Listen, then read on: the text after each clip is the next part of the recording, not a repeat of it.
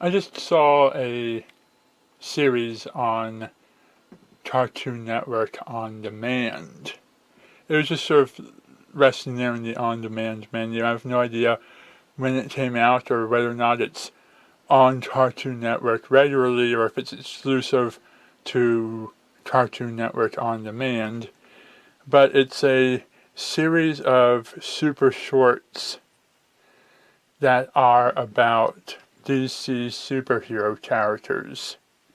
The setting is high school and the cast is predominantly female centered, even though male characters are also there.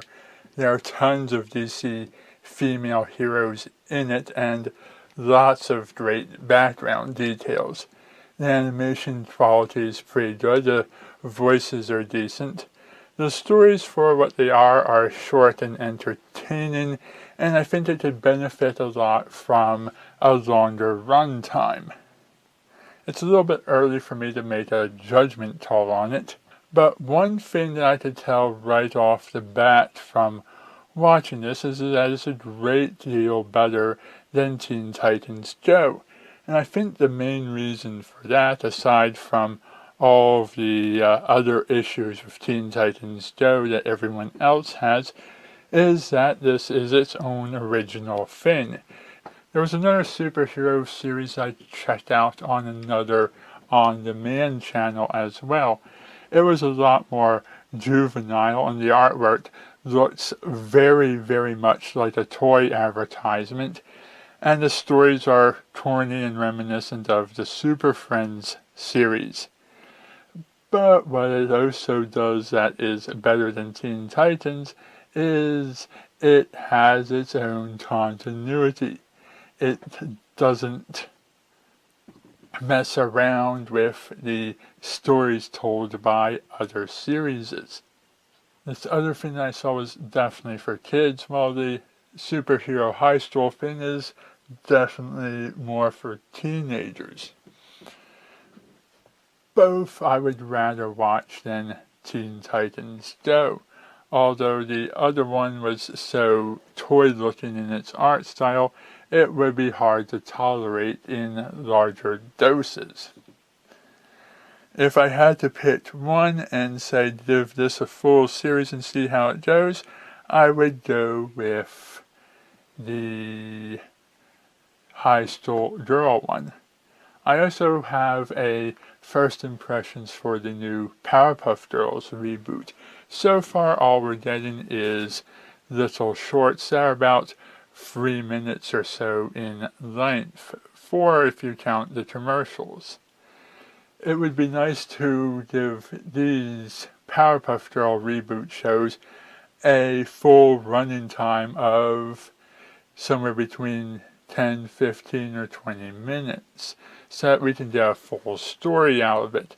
But from what I'm getting from the 3-minute shorts is that even though things are changed, like art style and the voice acting, the writing and the characters and all of the things we're familiar with are still there, and they're being treated a great deal better than what happened to Teen Titans Go or what happened when the guy from Family Guy took over Scooby-Doo. It might be a little off at certain parts, but it's really impossible to judge a Powerpuff Girls short in comparison to a full-length episode. In this particular case, it would be more important. If Powerpuff Girls makes a mistake, it's because they messed up the continuity and the connection that we have with our old series. Just like what we have with Teen Titans to Teen Titans Go, we could have between Powerpuff Girls and the Powerpuff Girls reboot. The advantage that the high school superhero thing has over both of those is that it's its own thing and it's not going to get in the way of any memories that people have of previous DC universe things. It can be a standalone universe that doesn't affect any of the others. It's not playing off of the memories and nostalgia of another series or messing with someone else's continuity. It's its own separate world that has no ties to any of the others. It is interesting to see the fact that this series also takes both hero characters and villain characters and recreates both of them into hero characters. And it gives them the whole teenage personality thing, which, the whole school setting can work for you or it cannot. But the definite thing that I definitely agree with is that what Teen Titans Go did wrong is it tried to be exactly like Teen Titans with the same voice cast, same characters, same setting, but it was completely comedy and it completely ignored almost every sense of continuity. Since the superhero high school thing is its own series, it gets to be out there on its own, have its own continuity to keep or not keep as it so wishes.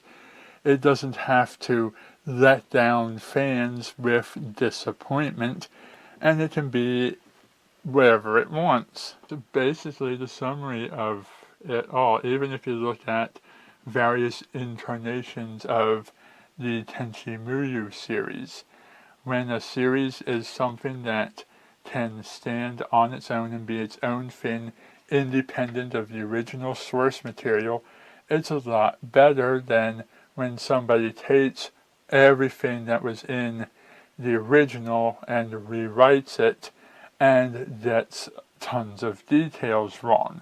This is just merely my first impressions. If I see more of these and have a better idea over it, I'll make another video. Anyhow, thank you for watching and good night.